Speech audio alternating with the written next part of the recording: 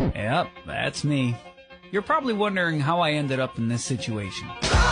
Actually, yung part na yan, yung dumaan yung cameraman, hindi ko napansin na ako yung binivideohan. So, binaba ko yung phone ko kasi inisip ko baka nakaharang kasi binivideohan yung BTS. So, wala talaga ako idea na ako yung binivideohan. So, super kanta lang ako kasi sobrang nag-enjoy talaga ako.